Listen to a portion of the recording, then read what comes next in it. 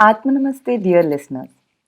Welcome to my exclusive podcast, Soul Crafting with Tanushri, Crafting Your Inner Awareness. Hi, I'm Tanushri Nair, your energy transformation and mindset specialist, author of the book Bring Out That Red Lipstick and an energy worker. I'm also an ICF approved life coach. I am on a mission to enable 100,000 women to discover their innate feminine energy balance through my Inner Shakti blueprint in 90 days. I'm thrilled to bring out this new episode of the podcast show of season 1, the Awakening series. As the old wise saying goes, a journey of 1,000 miles begins with the first step. This podcast is for all those people who are in the daily grind of life, who have forgotten to take a pause and smell the proverbial roses. For those who need a hand to learn self mastery of their thoughts, emotions, and inner self. I am learning too and would like to share this journey with all my fellow listeners. Together, we can go miles.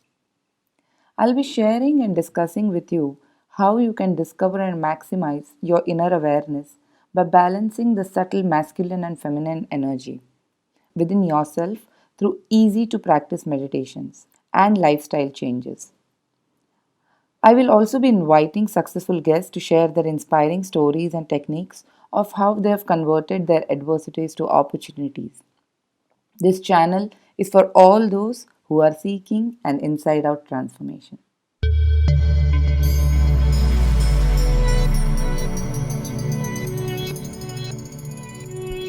Thank you to all who heard my first episode, the beginning, and sent me heartful messages and feedback.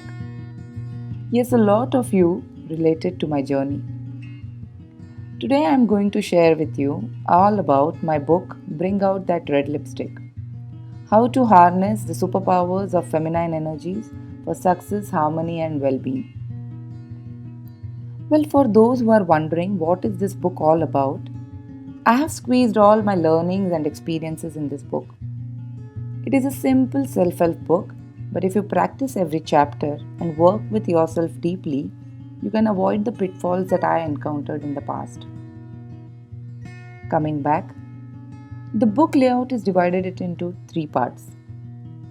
The initial part talks about understanding what we mean by masculine and feminine energies. To give you all listeners a gist, irrespective of gender, whether you are a man or a woman, each one of us has this innate masculine and feminine energies flowing through us. This duality is popularly known as yin yang in Chinese philosophy or Shiva Shakti in Tantric philosophy. The second part of the book lays out the 9 steps to soulful living, and I have derived these 9 steps through my own personal, corporate, and entrepreneurial journey. The different situations in my personal professional life had put me in challenging situations.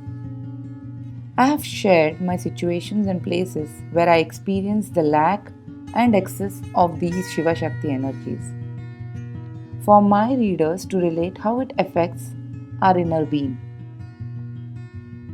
There are simple exercises at the end of each chapter for anyone to convert it into personal rituals for well being and harmony. One thing I definitely suggest is to have your own personal journal, something that depicts your entire journey, to see from where you started and where you have reached. The third part maps the 9 steps of soulful living to my inner Shakti blueprint. This blueprint is the foundation for operating the synergy of your masculine feminine energies. The last part also brings out how to identify the imbalance of your Shiva Shakti energies and bring our awareness to the part which is lacking. It is the interplay of these energies that govern our behavior, decisions, and the results that we generate. Now, what brought me to write a book on the subject of masculine and feminine energies? If you ask me, this subject was never on my mind until 8 to 9 months back.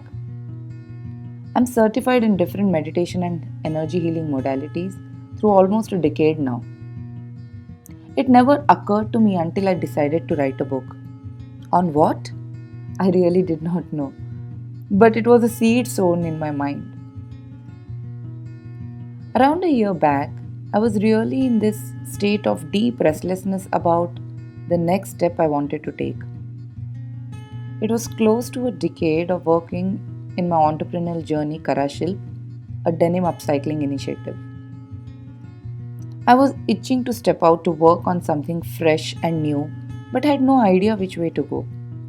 Sometimes we are so oblivious of our own inner skill sets and potential that we need a lighthouse to show us the way. One such mentor came along and helped me put things in place. Book writing wasn't anywhere on my agenda, but since he insisted, I decided to try. Those days, I used to have an hour and a half waiting time while my son finished his badminton classes. On one such day, while I was waiting in the lounge, I opened my laptop with a blank word page and decided to write something. I have never felt so blank and clueless. There was the title only, staring at me, and I was wondering, what is my book about? What do I make sense of the title, Bring Out That Red Lipstick? I was pushing myself to put a structure, a logic, chapter names, different elements for a book. At some point, I just gave up. I rested back and closed my eyes, saying to the universe, I surrender. I cannot think of anything. You lead me through the path. Minutes felt like hours, and suddenly I felt a trickle of one word, two words, and then as if the dam broke and all hell was let loose. I had a moment of surge of thoughts. I quickly started typing in on my laptop. After almost half an hour, I stopped and looked back. I had typed out almost 2 pages of content. While reading through it, it almost felt like a divine message of what I'm supposed to write. Those 2 pages became 124 pages of my book. There is one thing about reading concepts in theory, and it is a totally different ballgame to implement it in current situation. I did not have this guidance in my past, and hence stumbled, fell, and got up on my own.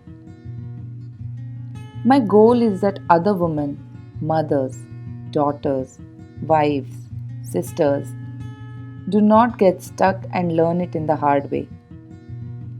I certainly feel blessed to be a small medium, a channel, to be able to share these learnings, solutions, which really look very simple.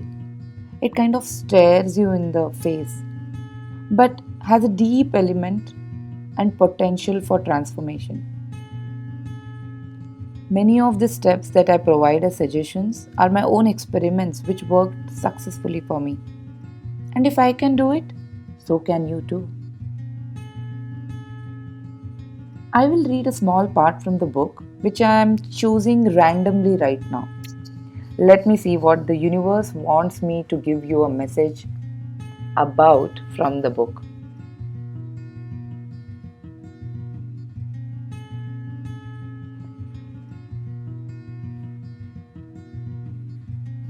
So, this is the page that is opened.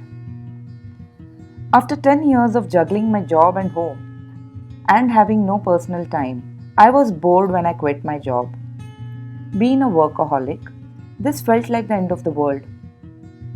Not knowing what to do, how to do it, and being bored actually pushed me to learn a new skill, sewing. I looked up YouTube and other available resources on the internet and taught myself to sew. Learning a new skill was so meditative. I would reorganize my day effectively, in fact, much better than I used to earlier, and get a chunk of time to sit and work with my hands. Every piece planned, designed, cut, and sewn by me. I couldn't help contrasting this with the nature of my IT job, where I used to create and correct codes for hours for customers without knowing who was using that software. It was so virtual. For the first time in my life, I experienced the joy of working with my hands and seeing the end product finished well. I can't explain the energy I was infused with while learning, designing, and working through the process. I slept only 2 to 4 hours a night because the ideas popping in my head wouldn't let me sleep. I kept a small book to note down designs and ideas in, lest I should forget them in the morning. Karashilp was and still is the most creative, soul satisfying part of my life. I realized that I don't need to keep walking a tightrope all the time. I learned to prioritize very well. I slowed down and became more productive. I ditched my to-do list. Focusing on one activity at a time also improved the quality of my concentration, and what it was visible in the design work I was doing. I made less mistakes and was very mindful of each part of the work. Whether you are in a job or managing a business or managing your home, you can make some choices to let go of multitasking. Try it. Experience it once to feel the difference in the quality of your thoughts and work. Chuck the to-do list.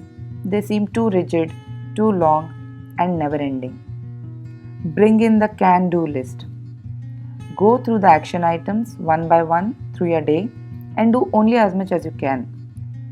Break the big tasks into doable tasks and prioritize the ones that need the most attention. So, this is the page that opened up for me to read to you. I hope you can relate to what I read. And if you have any such experiences, please do share with me. I would be thrilled to hear it. I had an awakening of my own inherent feminine energies and the will of the universe. It wasn't chance. I will share with you how it happened in my next episode. When we surrender wholeheartedly to the process, there is a higher intelligence and consciousness which will guide us. Trust yourself in its hands and you will see results bigger than what you planned for. Thank you all for patiently listening till the end of today's episode. Dear listeners, viewers, you can head over to my website www.tanushrinair.com to subscribe to my newsletters or connect with me on my FB page Tanushri Nair. Instagram, I am there as Soulful Living with Tanushri, and I am also available on YouTube. My book, Bring Out That Red Lipstick, is also available on all leading online stores on Amazon.in, Amazon.com, Amazon.co.uk. Both Kindle and paperback versions are also available on Kobo and Google Play too. If you read it, please do not miss posting a review on Amazon for me to see. I am awaiting for feedback and your response on this today's episode. Thank you all for joining me on today's episode, and until we meet again, stay safe, stay inspired. You are all loved. Peace, love and light. Your host Tanushri, signing off for today.